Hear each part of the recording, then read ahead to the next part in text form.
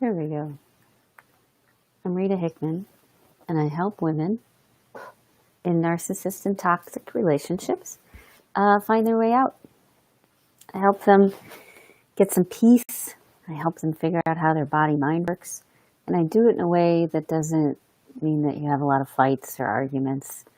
I do it in a way where you learn how to be graceful, mainly because the biggest thing that gets in your way is yourself. And that's such a highfalutin, I'm an angel on the mountain sort of attitude. I totally get that. But it's the only way to start taking control of a situation. Is when you realize that when you are angry and you are hurt and you are reacting, that there actually is something you can do about it inside yourself that doesn't require a narcissist to do anything or be anything, because you know how difficult it is to make them do anything. That's why we're having this conversation today about how to negotiate with a narcissist. So, when you're trying to negotiate with a narcissist, it means that you're talking to someone who has only one interest in mind, themselves. They're in a place where they're looking out for themselves, they're looking out for their best interests, they're looking out for what's safest for them, and they're not being rational. Even if they sound rational, being really logical and black and white and definitive and unemotional is a sign, it's one of the types of ways that people respond to being insecure, to being on edge, to feeling anxious inside of themselves.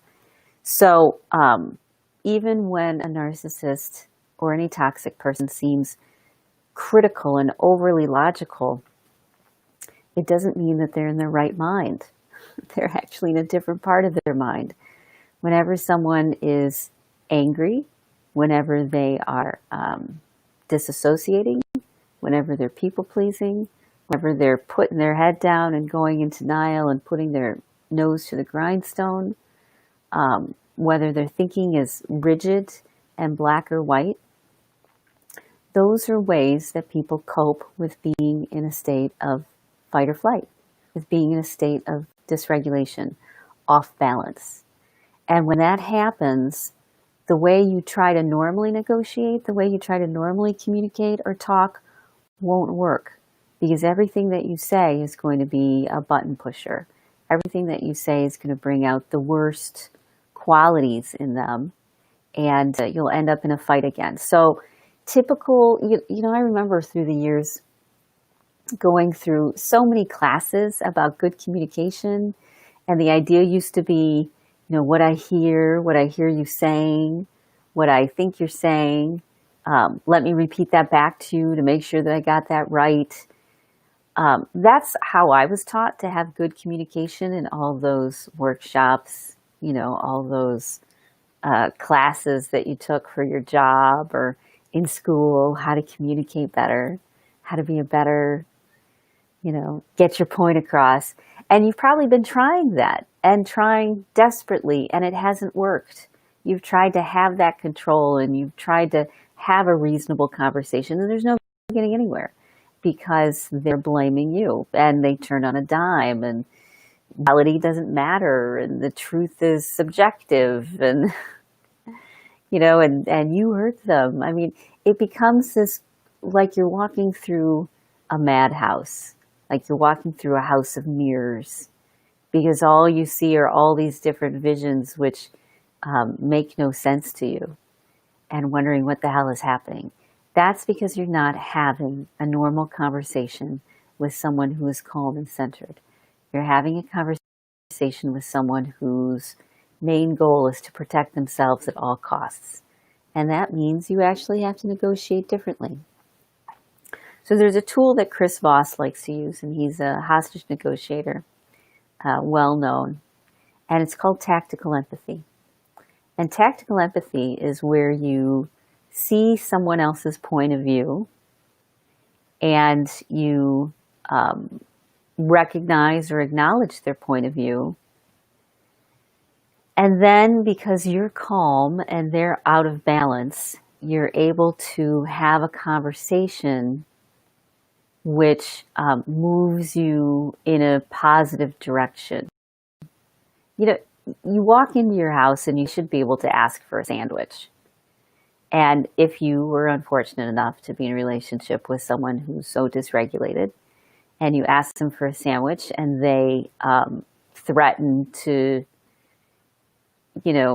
take the battery out of your car because they're mad, or they threaten to, call your family and tell them what a horrible human being you are because you asked for a sandwich. That's kind of your cue that you're with someone who is unstable. That's not rational. That's not reasonable. For someone to blow up over the smallest things, that's not a healthy relationship. And what it tells you is that this person is in a place of reaction. They're in a place of fight or flight, and they can't think clearly. I liken it to a narcissist feels like they are constantly being cornered by someone or something, and they need to react in as strong of a way that they can to protect themselves. And feel safe, then many times they become a little bit more reasonable, a little bit more rational. Women get confused a lot because things will happen, like they'll have a parent die, or some big thing will happen. And a narcissist, for a temporary period of time, because you threatened them, because you deserve it, for whatever reason, they may give you a break. They may start treating you nicer. That's because on their scale of, can I take my anger out on this person or can I not? They don't feel it's fair anymore. So temporarily they'll treat you nicer. That's kind of your way in. When you start to recognize what pushes a narcissist's buttons, not in a way that makes them angry, but in a way that helps them be calmer and see a clear path through the discussion, through the conversation. It's like you're holding a space to help them figure it out that they're not doing things that will help them in the long run, that the choices that they're making are ultimately going to hurt them, and that if they don't make different choices, then ultimately they're going to have a lot of chaos and difficulty in their life. Narcissists have the ability to make the choice. They aren't out of control. They've just chosen to take it out on you for what they feel are good reasons. Maybe you deserve it because you did something to them. Maybe that's just their pattern. Maybe they think that's how you stay safe. You bully and berate and dominate someone else. But they aren't monsters. That's one of the things we have to realize. Most narcissists aren't monsters, even though they come across as monsters. They're monsters when they're dysregulated. They're monsters when they think that they're losing, when they're overwhelmed and frustrated. Absolutely, they act like monsters. But many times narcissists, if you can recognize that you have a lot more power than you think you do, and you start using it when you communicate, and you communicate from a place of groundedness and balance, not from a place of overwhelm and fear, you start to get ahead of the game. Because a narcissist, when they're triggered, they're actually a lot less smart than you are when you're balanced. Normally what feels like, is a narcissist is triggered, it gets you triggered. Now it's a big mess, and the narcissist, because they're familiar with being in this position, of controlling and dominating a fight, they're familiar with it. So they're okay, because this is how they spend most of their time, fighting and manipulating and lying and controlling. So they're smarter than you when you're dysregulated, but when you start learning how to calm your nervous system, you become smarter than them. Because now you are able to see what's going on clearly, and you'll see patterns in what a narcissist is saying.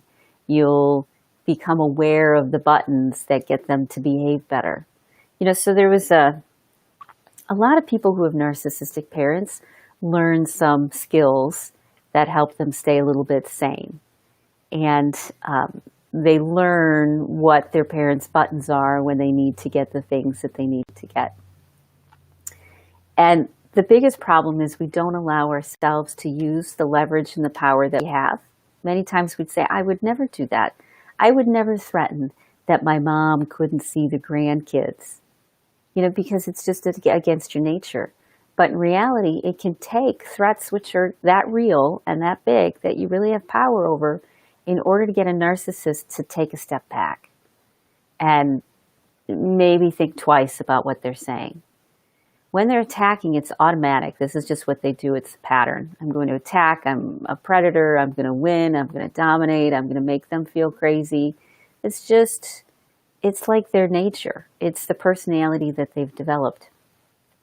And when you break out of that pattern, when you find your groundedness and your self-confidence and learn how to control your emotions, not control them as in keep them down, but control them as not have them show up in the first place, you'll find that the monster narcissist isn't as smart and isn't as creative and isn't as functional and isn't as able as you were afraid that they were. And you'll start realizing that you see the patterns, you see the words, you see what's going on, and you start being able to navigate it. It's, believe it or not, I watch a lot of fishing shows. My husband fishes a lot, and he loves fishing shows. And for these tournaments, the people who are competing will go out to the lake ahead of time. They'll evaluate it. They'll find the good spots. They'll find the bad spots. They'll find out when more people are on the water, less people are on the water. They'll do some of their homework. They'll prepare. They'll be present. And they'll notice from a grounded place, okay, what's the best way to do this? And they kind of come up with a little bit of a game plan. That's the same thing that happens when you are able to stay calm and centered and regulated when a narcissist feels crazy, is having a fight, is picking a fight with you. When you know how to stay level, you know how to navigate what they're saying and what they're doing. You know the exact word to say and when to say it and how to say it to make the most impact. You become smarter, and you become smarter than the narcissist. Before, you were scared of them. They knew how to push their buttons. They knew how to make you feel scared, and they used it relentlessly because they arrogantly thought that that was the way to do it. If you want to negotiate with a narcissist, you have to realize that's the place that they're coming from. And if you try to fight fire with fire, you're going to end up with a big firebomb because they've, their scruples and their guidelines are way over the top and yours are not. You're not going to win in a fight with a narcissist. But what you will win is when you stay grounded and a narcissist gets upset. Now you're not in a fight. Now they're fighting, but you're not, which means that you're watching and you're observing and you're noticing what's going on. You're not getting hijacked. And you see where you can work through, where you can move through this, and start standing up for yourself and start saying the things that have an impact, saying the things that they can hear, and helping them turn from a monster into someone who is more level and balanced and can think more clearly. Makes me think of those Snickers commercials. Do you remember those? Where someone's acting like a diva or someone's acting like a queen. Or they're acting over the top and they give them a Snickers and they come down. In a very weird, simple way, that's a lot of what's happening with a narcissist. They're blowing up because they feel dysregulated. When you can help them feel regulated by staying calm yourself and seeing clearly through all the crap that they're spouting, through all the threats that they're making, when you're able to stay grounded and say, oh, well, that's interesting. Huh. Believe it or not, you realize that you've been watching or having a relationship in 2D when actually the relationship is 4D. You're seeing it from only 2 dimensions, but in reality, there's all these other rabbit holes and answers and solutions that you can't see because the narcissist brings you down to their level. When they get angry and they trigger you to get angry, all is lost. But when they get angry and you're able to stay balanced and you're able to stay present, then there's no winning. They can't win because they can't think as clearly or as deeply or as multidimensionally as you can. They can see as black and white, yes or no, up or down. I'm right, you're wrong. I have to win, you have to lose. That's how they're able to see it. You're able to look for solutions which benefit both of you, which also work. But the only way to do it is learning how to regulate your nervous system. Millions of ways to do it, and you have to find the ones that you like. So if you're looking to find some calm and peace and save a relationship or walk away from a relationship because they're toxic and narcissistic, go to inspiremassage.com or soon to be ritahickmancoaching.com. It's not there yet. And check out what the options are. I can help you come up with a game plan just with a strategy call. We can invite you and welcome you into the warm village of women that we have and help you get the tools and the support and the information and the resources you need. And we can help you take your life back. It's a lot simpler than you think. And even though it's scary, it's a lot less scary than you think too, especially when you get the love and the support and the information that you need and the tools to help you stay calm when you need to stay calm. So if you're interested, let me know. We do hostage negotiation skills classes every week. And I'm about to go do this as soon as I sign off, where we learn how to get the skills, get the information, get the practice that we need to negotiate with someone who has mental health issues, which is what a narcissist has. So, okay, I think that's it. I hope you have a great rest of your day. I'm going to go do my hostage negotiation class and facilitate that. And if you're interested, go to inspiremassage.com and we'll get you sorted out. Okay? Have a great rest of your day. Bye.